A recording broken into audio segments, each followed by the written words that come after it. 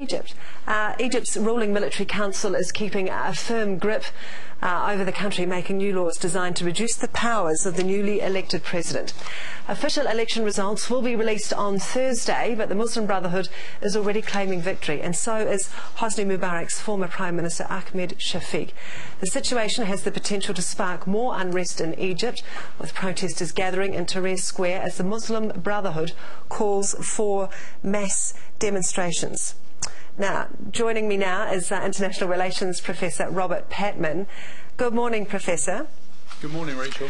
So, explain to us, if you will, what's occurred here? What is the military trying to do? What seems to have occurred in the last couple of weeks is the military anticipating a very good showing by the Muslim Brotherhood candidate for president, which is Mohamed Morsi, have began to rearrange the furniture, which really strips whoever becomes president of a lot of powers in relation to the military.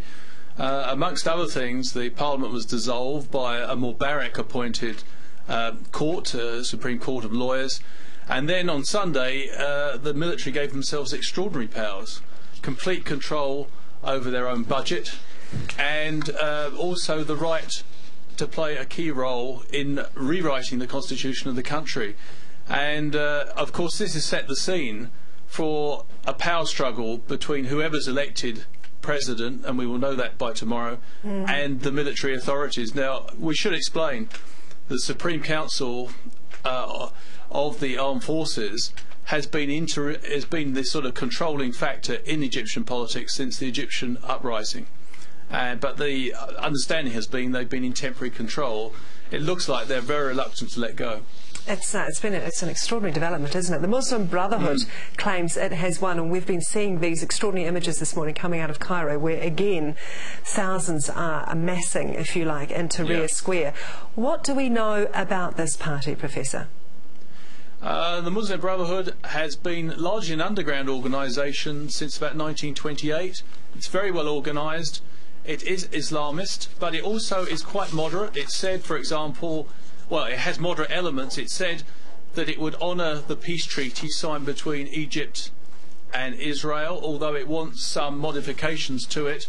It's fair to say that Washington, Egypt's major external partner, is quite nervous about the Muslim Brotherhood, but it finds itself here in a strategic dilemma, because it's also very nervous about the way the military are behaving, because they're very unhappy. Washington has made it quite clear, and I don't think it's bluffing, that it will cut off the billions of dollars of aid, military and economic, if the military continue to behave in this way.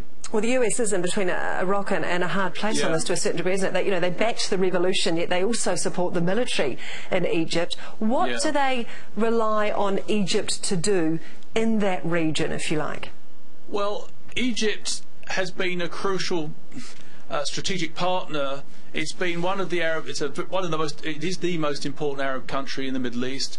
A large country, very centrally located, and of course it's been one of the few Arab countries which has a peace treaty with Israel, which is a strategic ally of the United States. Seen through an American eyes, a good relationship with both Israel and Egypt very much means that America has a constructive relationship with some crucial players in the region itself. The situation in Egypt is becoming, I think, extremely dangerous, and there could be a real confrontation between people who backed the revolution, and not just the people who backed the Muslim Brotherhood, but frustrated secular liberals who are feeling that the military are simply just not letting go of power.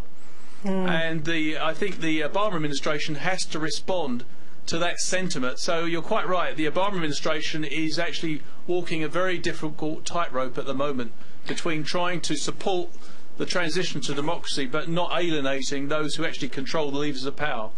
What would instability mean for the region and potentially for the world there? Is it as fraught as many are suggesting? Yes, I think it's extremely dangerous. There's enormous frustration amongst many Egyptians about the slow pace of change, and there's also the perception that the military are basically just rearranged the furniture. They effectively responded to popular pressure, got rid of Mubarak, but are showing no signs of really seeing a complete transition to representative democracy. So there is, I think, for the region, of course, the security relationship between Israel and Egypt could become problematic. There has been one or two incidents in the last few days of militant terrorists who've gone into Israel from Egypt and caused problems. Okay, Professor Robert Patman from Otago University, very much appreciate your analysis this morning. Thank you.